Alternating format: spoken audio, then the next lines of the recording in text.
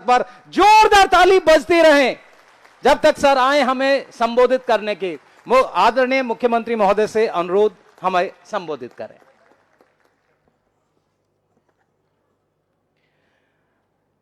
मंच पे मौजूद दिल्ली के शिक्षा मंत्री, उप मुख्यमंत्री श्री मनीष सिसोदिया जी, दिल्ली के PWD minister, health minister Shri Satyendra जी,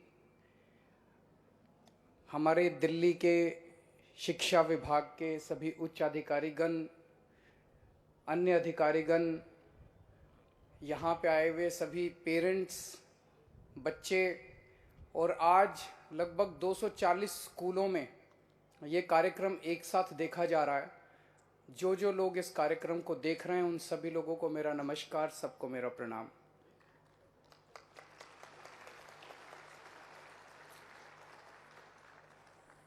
दिल्ली में वाकई शिक्षा क्रांति हो रही है। इतने शानदार स्कूल बन रहे हैं, इतने शानदार क्लासरूम बन रहे हैं, इतना शानदार इंफ्रास्ट्रक्चर। देश के कई प्राइवेट स्कूलों में इतना शानदार व्यवस्था नहीं है जितनी आज दिल्ली के सरकारी स्कूलों में है। इतने अच्छे नतीजे आने लगे हैं, शानदार नतीजे आने लगे हैं। किसी ने सोचा नहीं था कि एक वक्त ऐसा आएगा जब सरकारी स्कूलों के नतीजे प्राइवेट से ज़्यादा बेहतर आने लगेंगे।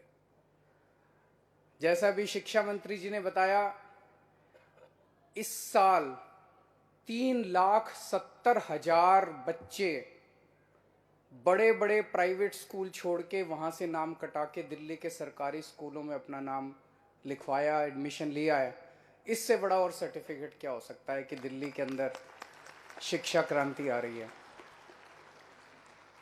आज मुझे बेहद खुशी है कि आज से लगभग 3 साल पहले जो हम लोगों ने 11,000 क्लासरूम बनाने का कार्यक्रम शुरू किया था, बनाने शुरू किए थे, आज वही 12,430 क्लासरूम मात्र 3 साल में बन के तैयार हो गए हैं।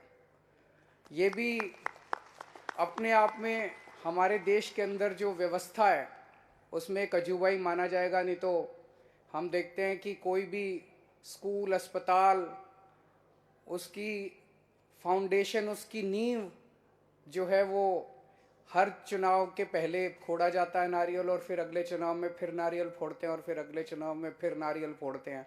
बनता कभी नहीं है। हमारे यहाँ अगले चुनाव के पहले ही बना देते हैं।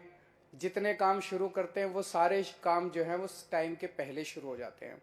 तो मैं आज दिल्ली के सारे दिल्ली वासियों को, दिल्ली के लोगों को, बच्चों को बहुत बहुत बधाई देना चाहता हूँ। इतने बड़े स्तर पे आप सोच के देखो, 12,430 क्लासरूम का क्या मतलब है। अगर एक नया स्कूल बनता है 10वीं क्लास तक का, उसमें कितने कमरे होते होंगे? 20, 30, 40, 50 भी बहुत है। तो अगर हम 50 कमरे भी एक क्लासरूम में माने तो आज एक तरह से लगभग 250 नए स्कूल बन के तैयार हो रहे हैं।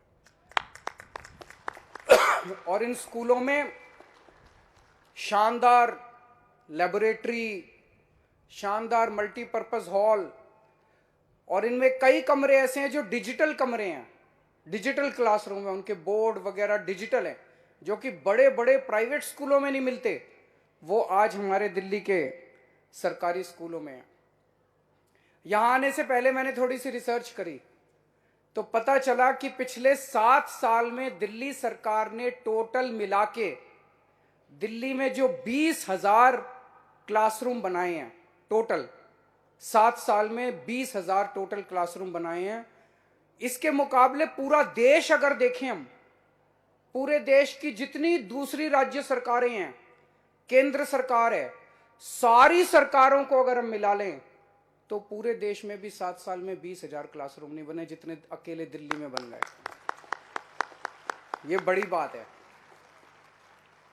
कि पूरे देश में 20,000 क्लासरूम नहीं बने 7 साल में। सारी सरकारें मिला, मध्य प्रदेश, राजस्थान, केरला, ये फलाना ढिमका, जितनी सारी सरकारें मिला लो, केंद्र सरकार मिला लो, सबने मिला के 7 साल में 20,000 क्लासरूम नहीं बनाए जितने दिल्ली सरकार ने अकेले दिल्ली में बना दिए। बाबा साहब का सपना था बाबा साहब ने शिक्षा पे बहुत जोर दिया था। बाबा साहब का सपना था कि हर बच्चे को, चाहे वो गरीब का बच्चा हो, चाहे वो दलित का बच्चा हो, हर बच्चे को अच्छी से अच्छी शिक्षा मिलनी चाहिए। दुर्भाग्यवश आज 75 साल हो गए आजादी के, 75 साल के बाद भी बाबा साहब का यह सपना पूरा नहीं हुआ। आज गरीबों के बच्चों को, बाकी देश के हिस्सों में गरीबों के बच्चों को अच्छी शिक्षा नहीं मिलती। वो सरकारी स्कूलों में जाते हैं, सरकारी स्कूलों का बुरा हाल है, जैसे पहले दिल्ली में होता था। मुझे खुशी है कि बाबा साहब का सपना कम से कम आज़ादी के 75 साल बाद कम से कम दिल्ली में पूरा होना चालू हो गया।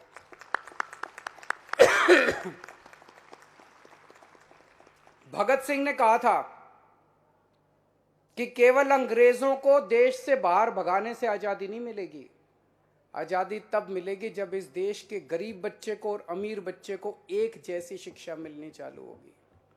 आज मुझे खुशी है कि भगत सिंह का सपना दिल्ली में पूरा हो रहा है। दिल्ली के सरकारी स्कूलों में अब एक अफसर का बच्चा, जज का बच्चा, रिक्शे वाले का बच्चा और मजदूर का बच्चा एक ही डेस्क पे बैठ के एक साथ एक जैसी पढ़ाई करते हैं।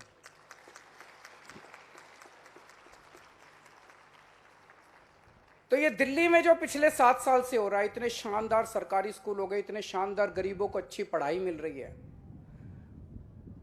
मन में ये आता है यार ये 75 साल में क्यों नहीं हुआ। इसका मतलब हो तो सकता था, जब हमने 7 साल में कर दिया तो 75 साल में भी हो सकता था। क्यों नहीं हुआ 75 साल में? सोच के देखो, अगर आज 75 साल पहले देश के अंदर इतनी अच्छी शिक्षा का व्यवस्था हो जाती, अगर हमारे गरीबों के बच्चों को भी इतनी अच्छी शिक्षा 75 साल पहले से मिलने चालू हो जाती, आज देश कहाँ का कहाँ पहुँच जाता। गरीबी दूर हो जाती, अनपढ़ नहीं रहते लोग, कहाँ का कहाँ पहुँच जाता देश। टाइम 75 साल अपने खराब हो गए। इसीलिए आज मैं एक बड़ा ऐलान करने जा रहा हूं। आज मैं एक ऑफर कर रहा हूं।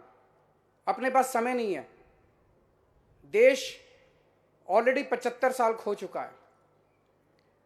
हमें राजनीति नहीं करनी, हमारे लिए देश इंपॉर्टेंट है।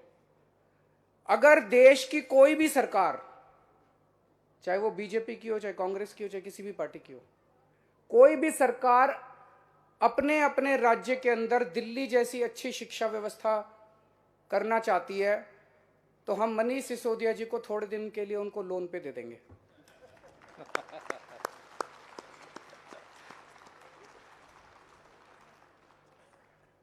दिल्ली में अस्पताल भी बड़े अच्छे हो गए, मोहल्ला क्लिनिक भी बड़े अच्छे हो गए।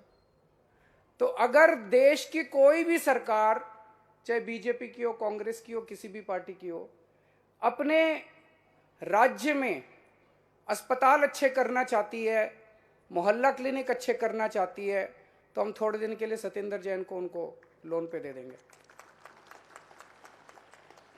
हमारा मकसद ये नहीं है कि हम हर जगह चुनाव लड़ के जीते हैं, चुनाव लड़। हम यहाँ पे कोई नेपोलियन नहीं है कि घोड़ा लेके चला था और एक के बाद एक। हमारा मकसद देश है, देश आगे बढ़ना चाहिए। अगर दूसरी पार्टियों की सरकारें अपने अपने राज्य में शिक्षा व्यवस्था, स्वास्थ्य व्यवस्था ठीक करना चाहती हैं, हम उनकी मदद करेंगे। हम चाहते हैं कि सारा देश आगे बढ़े। अगर वो लोग भी अच्छा काम करके उनको वोट मिले, अपने को क्या है, देश आगे बढ़ना चाहिए। हमारे सामने देश है, हम तो चाहते हैं देश से भ्रष्टाचार खत्म होना चाहिए, देश में अच्छी शिक्षा सबको मिलनी चाहिए, अच्छे अस्पताल बनने चाहिए, अच्छे स्कूल बनने चाहिए, ये हमारा मकसद है। तो आज ये हम ऐलान कर रहे हैं, कोई भी हमसे मदद मांगेगा, हम उनको मदद करने के लिए तैयार हैं।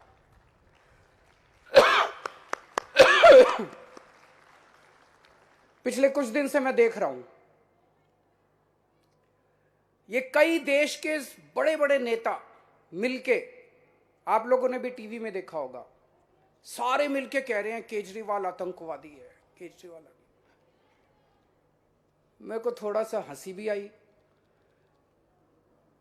मैं उन सबको आज कहना चाहता हूं कि जिसको आप लोग आतंकवादी बोल रहे हो, आज वो आतंकवादी देश को 12,430 कमरे स्कूलों के समर्पित करता है।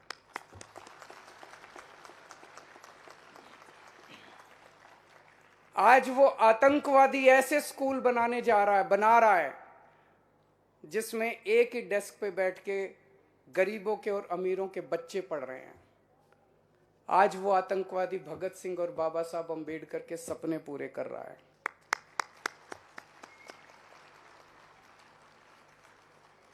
नेताओं को सबसे बड़ा डर और किसी चीज से नहीं लगता, स्कूलों से लगता है।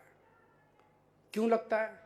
अगर शानदार स्कूल बन गए, अच्छे स्कूल बन गए, तो नेताओं को जात पात और धर्म के नाम पे वोट मिलने बंद हो जाएंगे।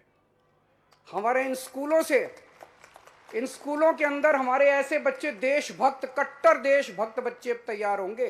ये हम स्कूल नहीं बना रहे, ये हम देशभक्त बनाने की फैक्ट्रियां बना रहे हैं। यहां से देशभक्त बन के निकलेंगे। और जब ये आज सोच के देखो, 5 से 10 साल के बाद जब ये बच्चे बाहर निकलेंगे, ये बच्चे किस आधार पे वोट देंगे? ये धर्म और जात के आधार पे वोट नहीं देंगे, ये देश के विकास के नाम पे वोट दिया करेंगे। इसीलिए कोई नेता स्कूल नहीं बनाना चाहता। ये लोग कहते हैं केजरीवाल सब कुछ फ्री करता जा रहा है, फ्री करता जा रहा है, फ्री करता जा रहा है। मैं पूछना चाहता हूं कि अगर मैं दिल्ली में सरकारी स्कूल शानदार बना रहा हूं, जहां पे गरीबों को शानदार शिक्षा मिल रही है, गरीबों के बच्चों को, और अगर मैं उनको फ्री में शिक्षा दे रहा हूं, इससे बड़ा देशभक्ति का और राष्ट्र निर्माण का काम क्या हो सकता है? बच्चों को तो फ्री शिक्षा मिलनी चाहिए। गरीबों को अगर मैं अच्छे अस्पतालों में इलाज दे रहा हूं, शानदार सरकारी अस्पताल बना रहे हैं, तो इससे अच्छा पुण्य का काम क्या हो सकता है? अगर गरीबों को दवाइयां, टेस्ट, इलाज फ्री में मिल रहा है। भगत सिंह ने एक नारा दिया था, इनकलाब जिंदाबाद। आज मैं एक नारा दे रहा हूं, इनकलाब जिंदाबाद, शिक्षा क्रांति जिंदाबाद। बहुत बहुत शुक्रिया। बहुत बहुत धन्यवाद सर। जोरदार तालियों से अभिनंदन करें उन भावनाओं का जो सर ने व्यक्त की हैं। और कहीं ना कहीं किसी ने कहा है कि मुश्किल नहीं है कुछ दुनिया में, तू जरा हिम्मत तो कर। मुश्किल नहीं है कुछ दुनिया में, तू जरा हिम्मत तो कर। और ख्वाब बदलेंगे हकीकत में, ख्वाब बदलेंगे हकीकत में, तू जरा कोशिश तो कर। तो ये कोशिश है। एक बार जोरदार तालियों से आप अभिनंदन करें इस कोशिश के लिए सर का। और अब मेरा अनुरोध आदरणीय शिक्षा निदेशक महोदय से वो आए और यहां वोट ऑफ थैंक्स अपना प्रपोज करें। एक बार जोरदार तालियों से आप अभिनंदन करें। माननीय मुख्यमंत्री महोदय, माननीय उप मुख्यमंत्री महोदय, माननीय लोक निर्माण विभाग मंत्री महोदय, अलग अलग विद्यालयों से कार्यक्रम में भाग ले रहे हमारे माननीय विधायकगण, आदरणीय प्रधान शिक्षा सचिव, लोक निर्माण विभाग के वरिष्ठ अधिकारी, टेलीविज़न पर इस भव्य कार्यक्रम का अवलोकन कर रहे हमारे प्रधानाचार्य, अध्यापक, विद्यार्थी और अभिभावक मित्र। 240 विद्यालयों में एक साथ 12,430 क्लासरूम का निर्माण